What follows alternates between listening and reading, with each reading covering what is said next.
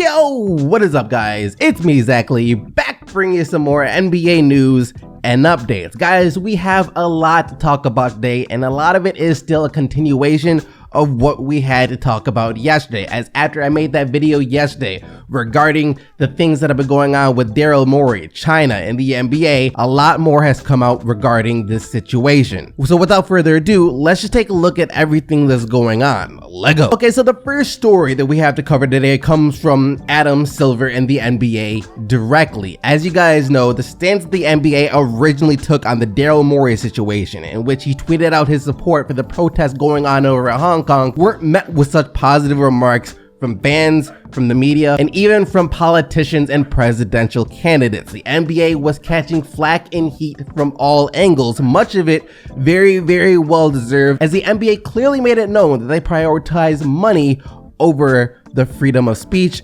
and just freedom in general with their original comments that they made. And because of the backlash that the NBA received from this, they made another press release regarding the situation, with Adam Silver himself saying this. As some of you may know, I issued a statement shortly before this press conference because I thought there was a lot of misunderstanding out there about our position.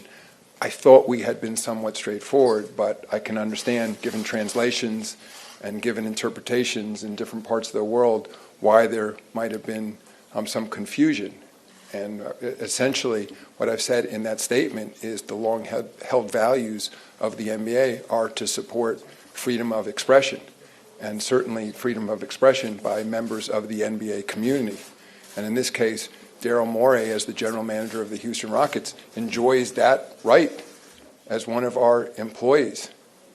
What I also try to suggest is I understand that there are consequences from that exercise of, in essence, his freedom of speech. And, you know, we will have to live with those consequences. It's my hope that for our Chinese fans and our partners in China, they will see those remarks in the context of now a 3-decade, if not longer, relationship. Now, essentially what Adam Silver said is, we're not going to limit the freedom of speech of Daryl Morey or anyone within our organization. They're free to say and do as they please, no matter the consequences to us. We're just going to have to live with those consequences. So pretty much the NBA was like, look, we're not going to take sides with China. We're clearly not going to take sides with Daryl Morey either, but we're not going to bash him or throw him under the bus for the comments that he made. If China feels some type of way about the comments that he made, then that's on them. We're not going to take any steps to try and smooth things over with China, at least on the surface publicly, nor are we going to take any steps in forcing the Houston Rockets to remove Daryl Morey from office. And in response to this though, China itself has decided that they're no longer just going to ban Houston Rockets games, which is originally what happened after Daryl Morey tweeted out his support for the protesters over in Hong Kong, but now they have decided that they are going to ban every single NBA game this year, at least until further notice. And that is huge for so many different reasons. First off, the NBA ultimately loses millions of dollars here. That's a lot of broadcasts, a lot of money, a lot of jersey sales, a lot of everything just lost over in China. I mean, all the progress that the NBA has made trying to branch out to China has just been set back a lot. But not only that though, this is also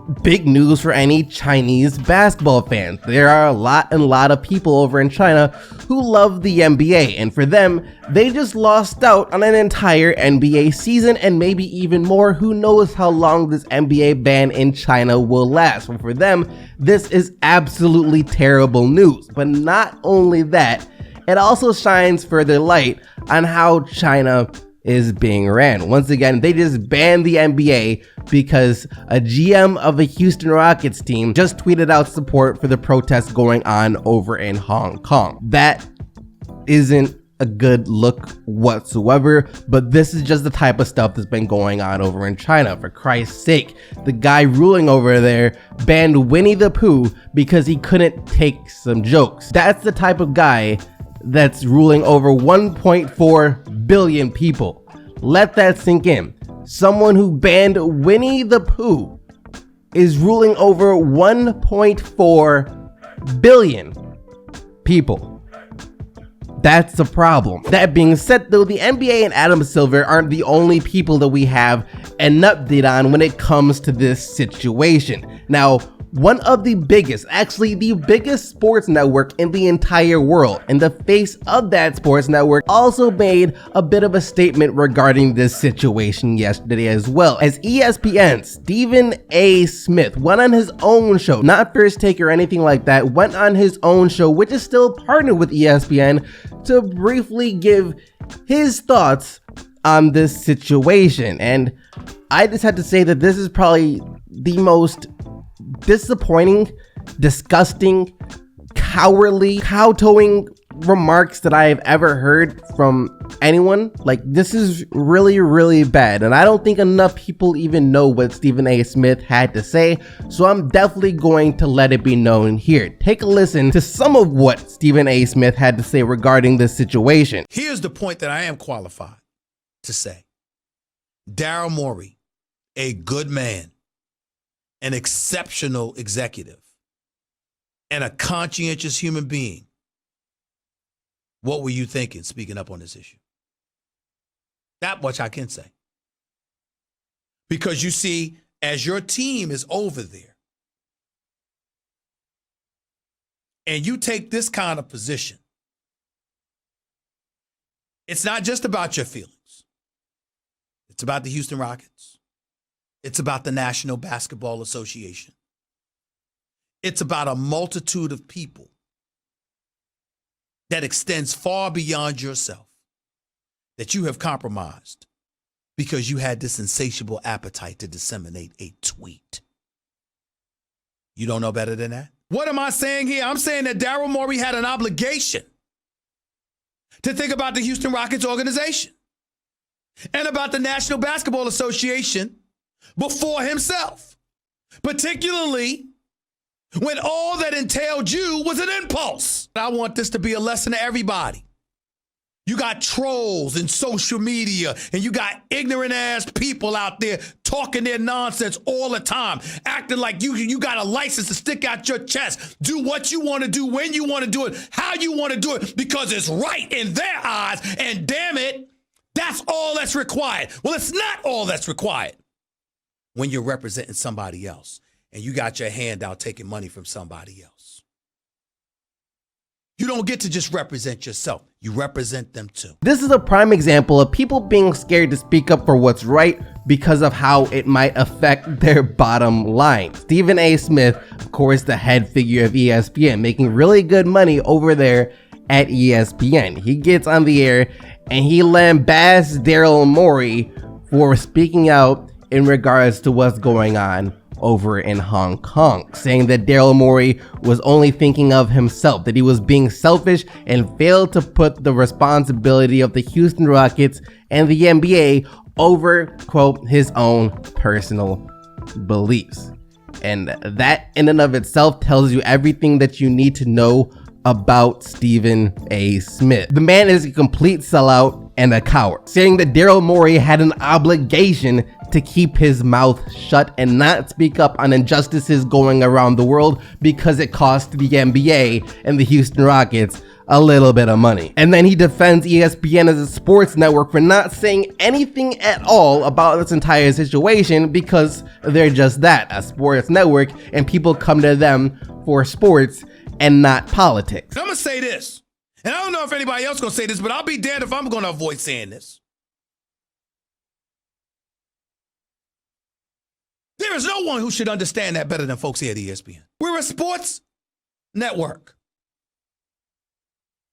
We're not a political network. People tune into us to expect sports. It doesn't mean that we're devoid of any feeling, any passion, or anything intelligent to eloquent and articulate to the masses as it pertains to political views. It means that there's a level of understanding that we should have.